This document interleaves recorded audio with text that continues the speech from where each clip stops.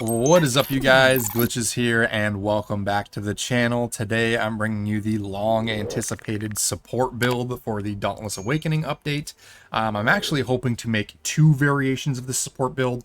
This one in particular will focus on healing over time for you and your teammates. The other variation is one that I'm going to try to make work that focuses more around shielding. Unfortunately, from the initial testing I did, which is why I switched over to this style of healing, the shields just aren't as good as they used to be without the Skarn Lantern and things like that. So I'm gonna have to do a little bit more testing and come up with a new combinations, try out a few different weapons potentially to see if I can make something that's still viable. But right now, this is the first one I've come up with that's actually worked really well, and it revolves around the Bane and Bomb chain blades.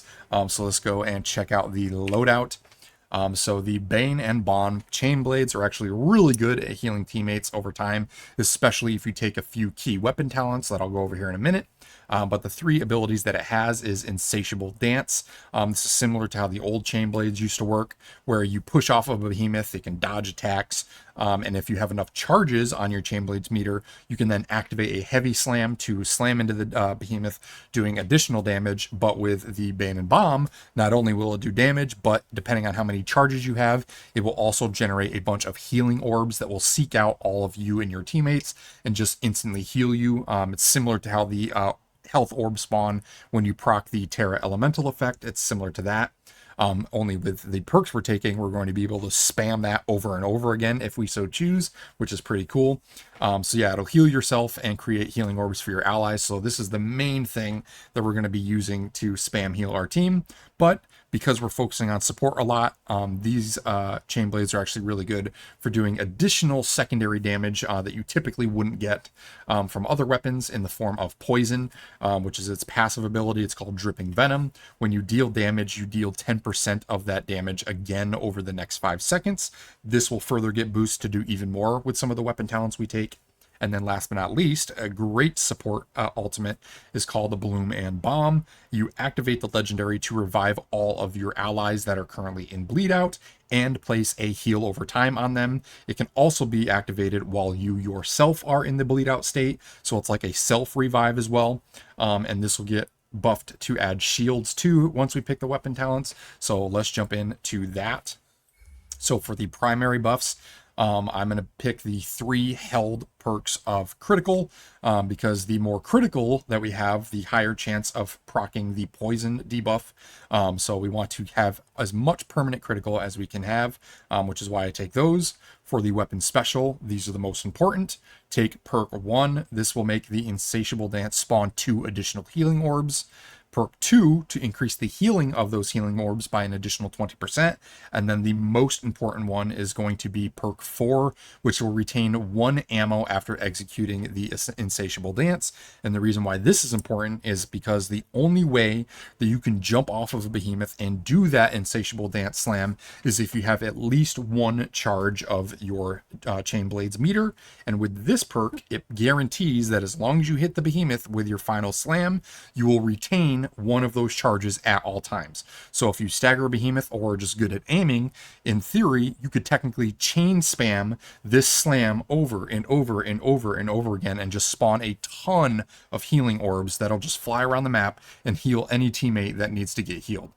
So a really cool combination, and it allows you to just stop attacking for a second and just spam slam the behemoth over and over until all of your allies get healed back to full. So that's the biggest combo right there. Is the most important perk is perk 4. For the secondary buffs, we want to be as tanky as possible, so I'm taking the perk 1, 3, and 5 for the additional 3 held defense. For the weapon passive, this is going to boost our poison. Perk 1 will increase the percentage of damage from the poison drip by 5%. Perk 3, while a behemoth has 7 instances of poison drip, you get 2 held might, which will make our normal attack stronger. And then to make sure that we get those stacks of poison drip faster, you take perk 4, which makes critical hits, which is why I said the critical held critical is important. Critical hits will apply that poison drip debuff twice. So if you do one fast combo where you hit a bunch of times, you can reach that max stacks of poison drip very, very quickly, which means we're almost always going to have that guaranteed 2 stacks of might while using this weapon. And then last but not least, to buff our ultimate, I take perk 1, which will reduce the cooldown of Bloom and Bomb by 30 seconds, so we can revive teammates faster. Perk 2 to grant 2 stacks of defense to all slayers affected by the ultimate, so they'll just instantly revive or get healing over time and get 2 stacks of defense. And then perk 3, which will grant an additional 200 shields to you and your entire team just by activating your ultimate as well. So you're getting healing over time, an instant revive for yourself and teammates, and 200 shields instantaneously as soon as you activate your ultimate. So really good support ability on these chain blades. So that is the Bane and Bomb. Now moving on to the secondary ability. Now I may have 2 options for this. I may make a secondary build that doesn't revolve around the Alluring Moons. Personally, I like the Alluring Moons for this particular build, because if we're focusing on supporting a lot, we're not going to be doing as much damage. So with the Alluring Moons, we won't be using them as our main weapon, but what you can do is you start the round with the Alluring Moons out and just summon your 3 Leader of the Pack Raptors, and then your summoned raptors, so you get 6 raptors on the field right out the gate, and then immediately swap back to the chain blades for the rest of the fight and let your raptors do all the extra passive damage for you. That way you can focus on healing, because the raptors do a decent amount of damage when they're buffed, and we will be buffing them with some of the talents. So its primary ability is Lure. That allows you to lure 2 random raptors to fight by your side. This will get boosted to 3 with our talents. Call of the Void, not as important, but that will occasionally spawn a Void Orb that you can shoot or attack. That'll send out additional Void explosions. That'll get further buffed. And then the biggest one is Leader of the Pack. This calls a basically Leader Raptor, and that will get buffed further in the tree to summon 2 additional lessers with it, which will give us 6 total on the field. And that does bonus damage. The Leader of the Pack Raptor does more damage than the lesser ones and has all the abilities that the lesser raptors can have. But moving on to the weapon talents. These aren't going to be as important, like I said, because we're not going to be using this as our primary weapon, but I like to take the 3 held points in might, so 1, 3, and 5 for the primary buff. For the weapon special, you want to take special 1 to make sure we get that 1 additional Chaos spawn, special 2 to have 1 held defense as long as a Chaos is nearby. Not as important because we're not maining the weapon.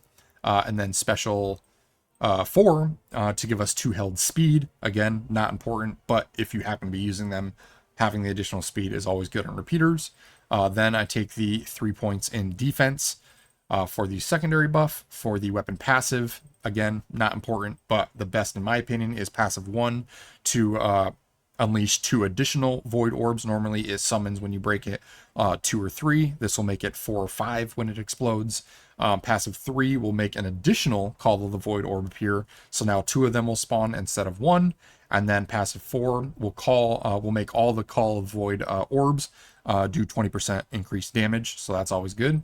And then lastly, the most important ones for your weapon ultimate is going to be Legendary 3 to summon 1 additional Chaos with your Leader of the Pack. Legendary 4 to summon a second Lesser Raptor with Leader of the Pack. So that gets us our 3 right there. And then finally, Legendary 5, which will make all of your Lesser Raptors attack 15% faster as long as your Leader of the Pack is on the field. So that's just more increased passive damage as well. I did test with the increased damage to your Leader of the Pack. And as long as you have 5 or more, in this case, we'll have 6 Raptors on the field, the 15% bonus damage to all the lesser ones equated to more late game DPS than the 20% damage boost to your 1 Leader Raptor. So that is why I take that. So those are the weapons. Moving on to the armor. So before we get into the armor pieces, I think I should go over the cells first and what makes these important. So we have Evasive Fury. This is really important because we want to stack as much speed stacks as possible, because we're going to be running the Tempest Omni Cell, which will combo really well with the next perk that we're taking. So Evasive Fury, after dodging through an attack, you will gain 1 stack of speed. This combos with Tempest because every time you dodge with Tempest, you get a stack of speed as well, which means that every time we dodge, we're instantly going to be getting 2 stacks of speed instead of 1. Moving on to Cascade, this will generate 4 random buff orbs on the ground every time that we use our Lantern Core ability, which is our Omni Cell. And the reason why we're using Tempest is to combo with Cascade. Tempest has the lowest cooldown of any Omni Cell. It has a 6-second cooldown, which will actually get reduced to 4 or 5 seconds with our Focus mod that we're taking. So every 4 to 5 seconds, we will be able to spam Tempest to do additional part damage and spawn 4 buff orbs for our teammates, which can either be healing, stamina buffs, or additional power buffs for you and all your teammates. So that's cool there. And you'll just be able to spam this over and over and over again. And again, if you just want to get some more speed stacks because you're spamming it too frequently, literally dodge an enemy attack once or twice, and you're getting 3 to 4 speed back instantaneously because of Evasive Fury. So it synergizes really well together. So that's Cascade. It combos really well with Evasive Fury and Tempest. Moving on, we have Catalyst, another great support ability. It says plus 50% tonic effectiveness. This is false. What it actually does in the real tooltip is it grants 2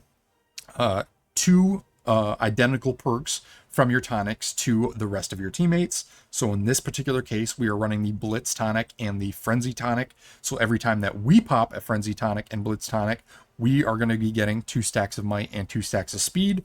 But because we have Catalyst, all of our teammates will also get 2 might and 2 speed. So you're basically giving 4 buffs instantaneously to your entire team every time that you use your potions. And then moving on to Focus, this is what's going to reduce the cooldown of our Tempest Omnicell by another 20%, making it even faster. So you could, in theory, spam this every 4 to 5 seconds, which is really, really quick. That's a lot of buff orbs that you're going to be spawning on the ground. So that's what that's for. Then we have Pack Walker. This combos really well with our Raptors. You gain another 3 stacks of held speed anytime that you're near a creature, and all of your Raptors are considered creatures. So you can see how that synergizes with the Alluring Moons. We're going to be getting a ton of passive damage from the Raptors themselves, but just by being near them on the battlefield, we're going to be getting a bunch of bonus speed stacks to burn through our Tempest Omnicell with. So that's where it combos really nicely there. And then last but not least, the icing on the cake perk to just do a little bit extra support is actually going to be Lucent. And what this does is it changes the way your healing flask works. Instead of it being a one-time instantaneous heal for yourself, your flask will now heal over 20 seconds instead of instantaneously, but it will heal for 20% additional healing, and all of your allies will get that bonus healing over time as well. So every time you use a healing potion, your allies are going to get healing over time on top of it. So not only are we going to be getting healing from all of our healing flasks that we use, but we're going to be giving buffs from our tonics with Catalyst. We're going to be able to spam healing orbs with our Bane and Bomb Chain Slam, and we're going to be able to spam support orbs with Cascade because we're using Tempest, which has a super fast cooldown. You can get like a dozen of these orbs on the ground because it's super, super fast. So a lot of different ways to buff our team with this build, and it all synergizes really well. But the armor that's going to be required to make it are as follows. So we're going to need the Phalanx Spearhead. This is the Phalanx helmet. This has Catalyst, Evasive Fury, and Focus built in, and we are going to throw a Cascade cell on it. For the chest piece, we're running the Lightning Plate. This has Evasive Fury and Pack Walker built in, and we are throwing a double Cascade cells on this as well. Moving on to the arms, we have the Phalanx Firearms. This is the Phalanx Arms. This has Catalyst, Evasive Fury, and Focus built in, and we are throwing an Evasive Fury cell on it. And then last but not least, we have the Wolf Paws. This is the Frost Wolf Legs. This has Cascade, Pack Walker built in, and then we are throwing a double Lucent cell on it. So that is the armor, that is the perks, and how everything synergizes together. Only thing left to do at this point, I guess, is demonstrate how it works. So I'll probably leave you guys with a little escalation run where I just jumped in with a bunch of randoms that I've never played with before and did my best to keep them alive. I will preface that demo by saying that the one thing that this thing can't help heal is early beginner players that are attempting to run the Revenant Omnicell. For those of you that don't know, on a Remnant build, you basically reduce your health by more than half sometimes to do a bunch of bonus damage. But unfortunately, during the Revenant downtime, you can't take any additional healing. So all of your healing orbs that you're going to do won't affect players that are running Revenant. So if you're in a group, especially with friends, and you know you're going to be running this build, try and recommend that no one run Revenant because they won't be able to take any benefit from any of your healing stuff over time. So just keep that in mind. The other thing that is kind of tricky is the really top tier content like off element heroic escalations and or the highest level basically top tier hunting grounds like the surge hunting grounds, because some of those like blood fire or blood moon shroud and things like that, they can pretty much one hit anyone with any attack regardless of what your defense is. So if it's instantaneous, your healing over time really isn't going to matter. That's one thing where shields used to be a little bit better because it could instantly mitigate some of that stuff. Hopefully I'll be able to find a good combination, but for now, healing over time is what we're going to get. And it does work for every other piece of content. 10 to 50s, you can heal up an entire team, no problem, like you'll see in the demo here. And even up to the 55 to 60 stuff, you can still cover pretty well. It's only the top tier stuff where this starts to fall off, where you get one hit all the time. But yeah, that is the new build, you guys. If you like it, if you enjoy it, be sure to smash that like button, comment down below. I appreciate all of your guys' feedback. Also, if you want to keep up to date with my future content, consider subscribing and turn on that notification bell. And then last but not least, if you want to join a killer community of like-minded gamers, feel free to check the links down in the description and join us on the Discord. We've got over 1,000 members in there now, many of which are playing Dauntless. So hopefully you jump in and we see you guys around here soon. But until the next one, hope everyone has a great day, and we'll see you all on the Shattered Isles. Focus on those behemoths and the power they're feeding on. We need that energy back in Ramsgate, and we don't need any more hypercharged behemoths in the mix.